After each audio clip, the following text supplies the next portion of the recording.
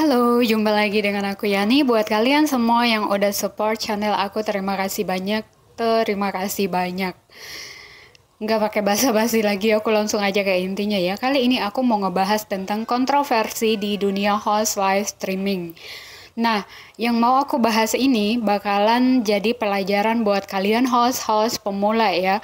Ini khusus buat kalian yang baru mulai mau terjun di dunia host live streaming ataupun kalian yang udah sedikit lama. Aku yakin kalau yang udah lumayan lama di dunia host live streaming mereka udah pasti ngerti ya apa yang boleh, apa yang enggak gitu atau harus kayak gimana biar aman, harus seperti apa gitu.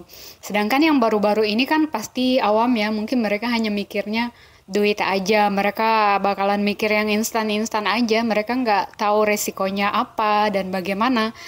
Apalagi kalau kalian salah masuk ke agensi, misalnya agensi yang merekrut kalian itu adalah agensi-agensi yang tidak bertanggung jawab, di mana dia nggak mikirin panjang, dia ngambil resiko dan kalian juga nggak paham apa-apa, kalian hanya jalankan apa yang disuruh, apa yang diperintahkan.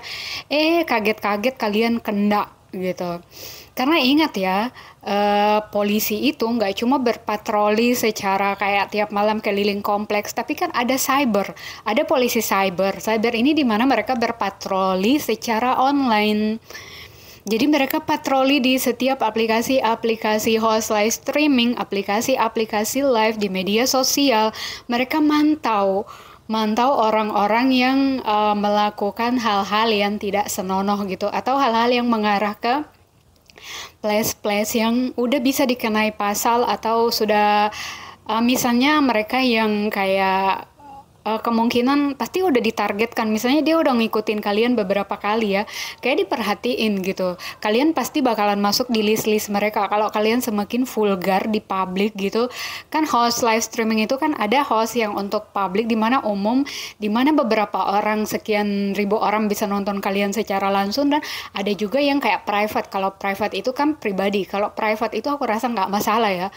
Tapi ketika kalian di umum, di room yang kayak umum yang penontonnya itu ribuan sekaligus di situ, nah ini yang bahaya. Karena kadang-kadang di antara ribuan-ribuan penonton kalian itu ada polisi di sana, ada cyber di mana dia ngawasin kalian. Pasti dia ngawasin kalian itu bukan sekali dua kali, tapi dia udah mantau kalian beberapa untuk dalam jangka waktu beberapa lama ya. Dia mantau kalian sampai misalnya di titik dimana kayak, oh dia udah bisa dikenai pasal gitu, dia udah punya bukti dan kalian udah bisa dikenai pasal, siap-siap aja gitu, ntar kaget-kaget kalian digrebek dan ditangkap. Sama seperti dua host ini. Sayang sekali ya, mereka ini masih muda, yang satu usia masih 19 tahun dan yang satu 21 tahun.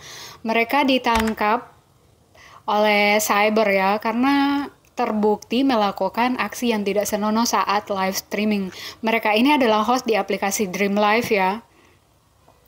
Jadi mereka berani melakukan hal-hal yang tidak seharusnya dilakukan di publik ya. Jadi mereka live dengan adegan yang sangat vulgar ya, di mana mereka tidak menggunakan apa-apa lagi, dan menurut aku ini terlalu berani gitu. Entah hostnya ini nggak ngerti apa-apa atau nggak diedukasi sama agensinya atau mungkin mereka dibutakan oleh uang ya.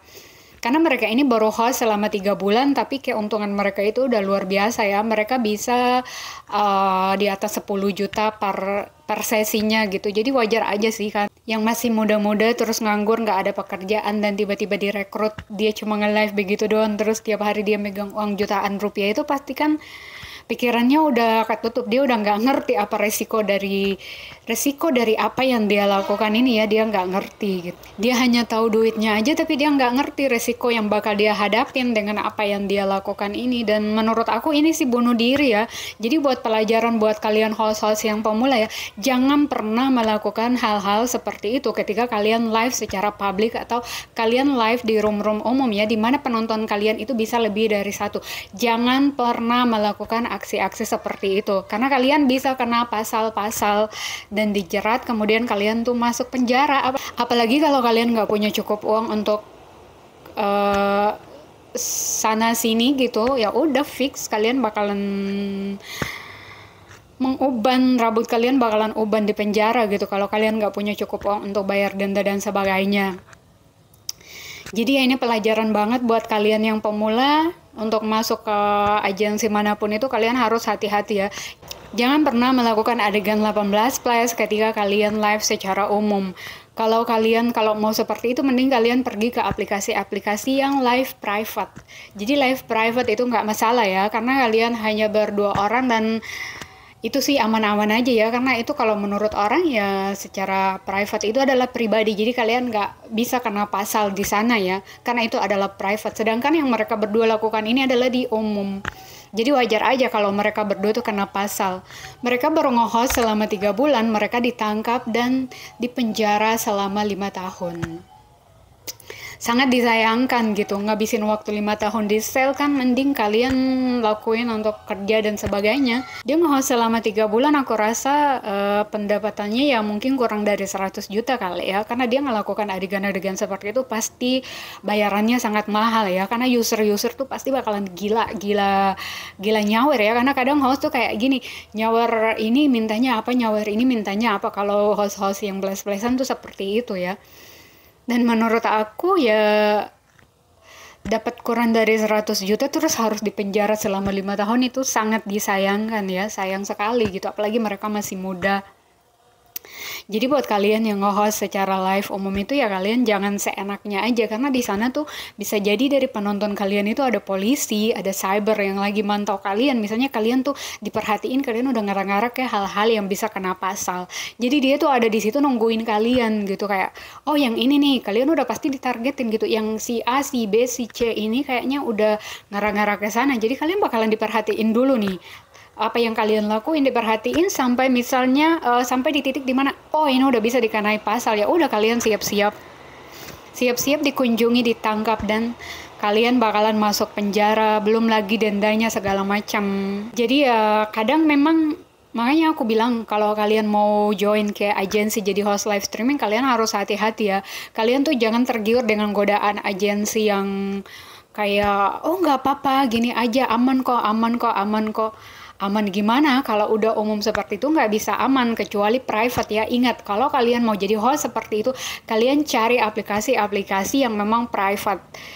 Jadi kalian lakukan secara private call ya, bukan secara umum seperti itu. Itu namanya pelanggaran. Kalian udah melakukan pelanggaran. Jadi kalian tuh udah salah gitu. Ya mungkin kalian seminggu, 2 minggu, 1-2 bulan kalian aman-aman aja karena kalian nggak ditemuin.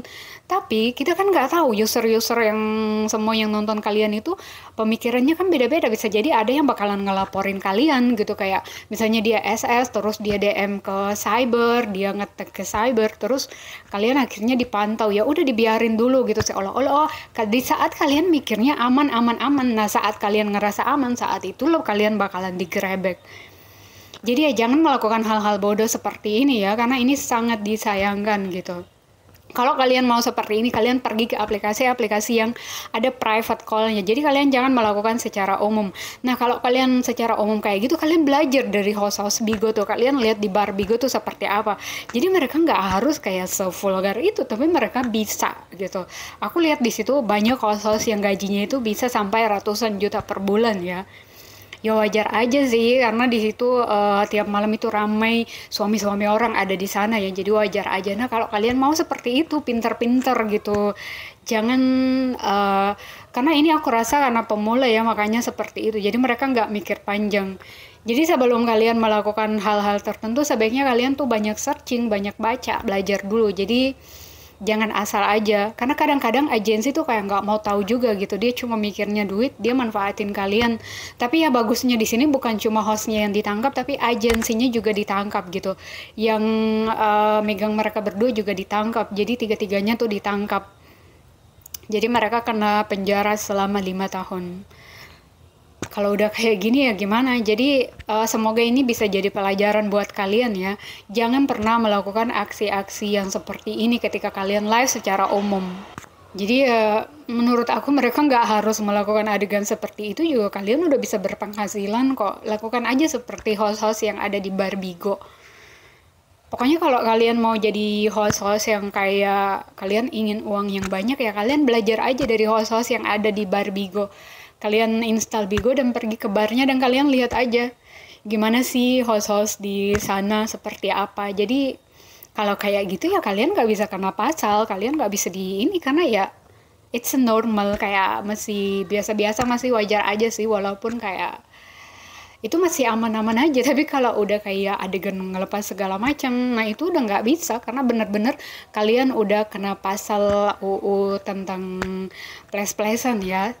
Oke, itu aja sih yang mau aku bahas. Jangan lupa support channel aku dengan like, share, subscribe, and comment ya. Di sini aku khusus ngebahas tentang host-host. Jadi kalian yang memang suka tentang host atau apa ya, jangan lupa subscribe. Thank you.